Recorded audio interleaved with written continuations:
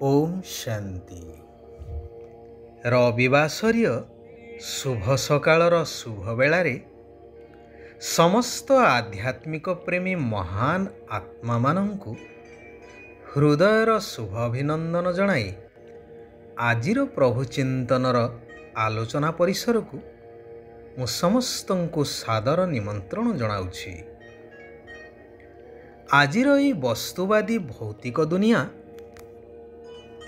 एपरी ही जाइछि जे समस्ते देह सर्वस्व भावना नहीं धाइछंती जे धाइछंती, काहारी को फुर्सत नहीं बुझिबाकू कि काहींकी धाउछु कहा पाई धाउछु। सृष्टि नाटकर अटल नियम अनुसार एही चक्र घूरी चलीछि। सत्य त्रेतया द्वापर कली पुनः कलिरु सत्य को जीवापाई परमात्म प्रिय कल्याणकारी पुरुषोत्तम संगम जुग जेउठारे भविष्य नूतन दुनियार प्राप्ति पाइबा पाई परमात्मा पुरुषार्थ करै थांती। स्वल्प अवधि समयर एही जुगरे पुनः सत्य युग एहीपरि चारि युग घूरी चलीछि अविराम गतिरे। एथिरे प्रत्येक आत्मारूपी अभिनेता भिन्न भिन्न नाम रूप शरीर रूपक वस्त्र धारण करी अभिनय करी चलीछंती आबहमान कालरू अर्थात सत्य युगरू। तेबे कथा हेउछि एई जन्म मरण चक्र रे आसी आसी मनुष्य एही नाटकरे एपरि भावरे छंदी होई जाइछि जे निजर वास्तविक आत्मिक स्वरूप को भूली निजको शरीर बोली भावी सारिलेणी। एई व्यक्त शरीर व्यक्त दुनियार आकर्षण एक प्रकार जादू लगे देइछि समस्तंकु, जेउ कारणरू सारा मनुष्य सृष्टि आजि रोग शोक दुख भोग करी संपूर्ण अशांत जीवन जीउछंती।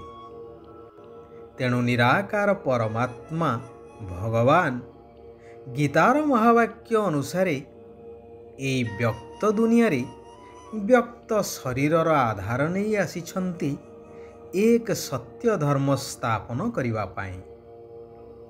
जेहेतु आत्मा माने बहु कालरू देहर बंधन रे रही आसिछंती, तेणु एई स्वल्प अवधिर कल्याणकारी पुरुषोत्तम संगम जुगरे सारा पुरुणा विकर्म आउ पापर हिसाब किताब को चुक्त करी भविष्य सत्य जुगी श्रेष्ठ दुनियार श्रेष्ठ भाग्य गढ़िबा पाई तीव्र गतिर पुरुषार्थ करिवार आवश्यकता ही रहिछि।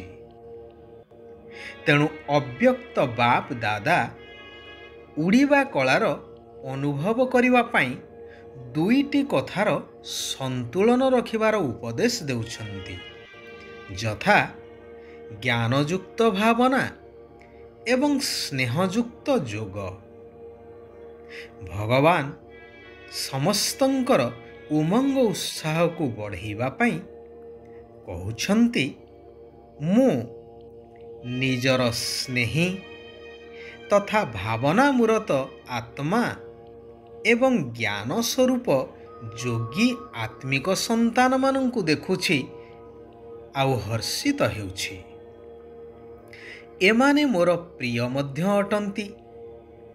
ज्ञान स्वरूप जोगी आत्मा माने निजर शक्ति अनुसारे बाबांकर निकटवर्ती तथा समान होई सर्वशक्तिर अनुभूति रूपी संपत्ति प्राप्त करिथांती।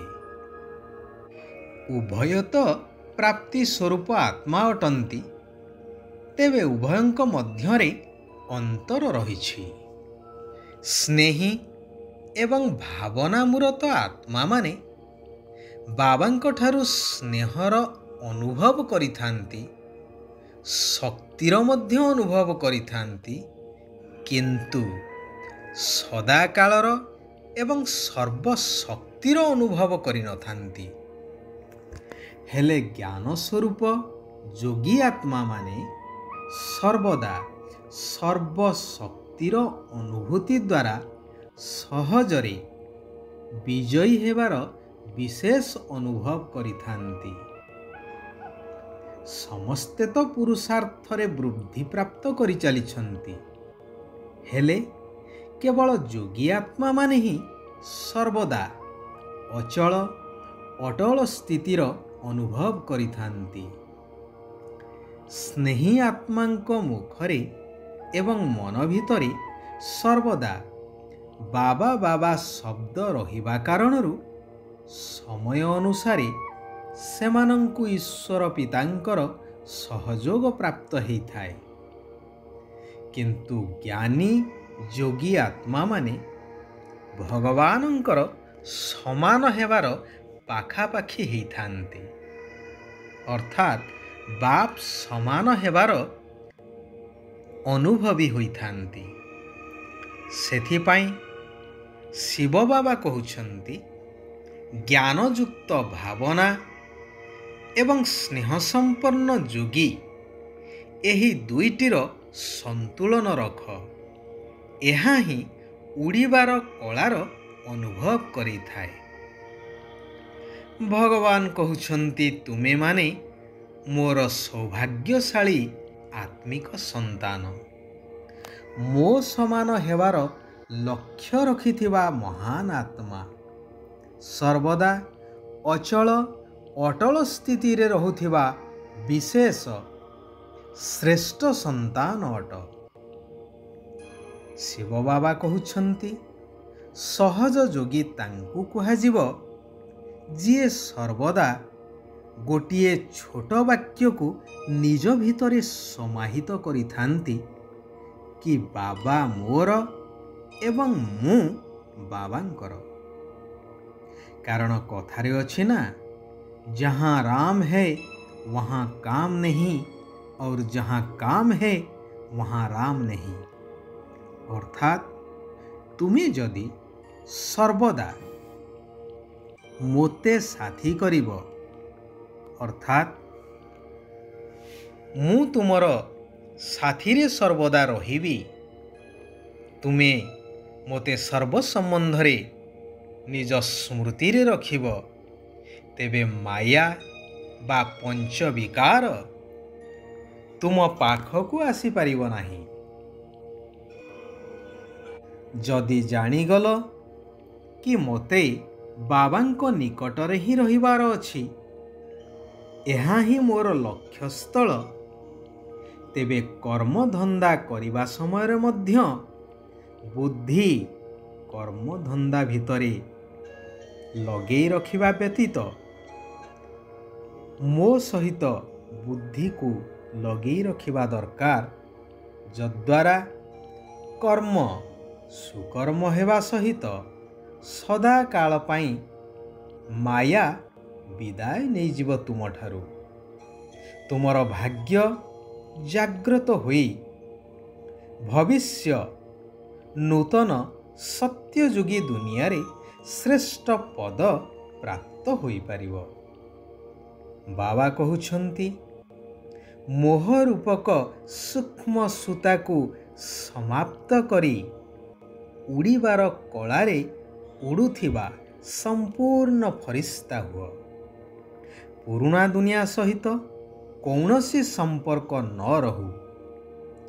ई दुनियार कौनसी भी विनाशी पदार्थ देह देहर संबंध आदि ता आड़कू आकर्षित न करू।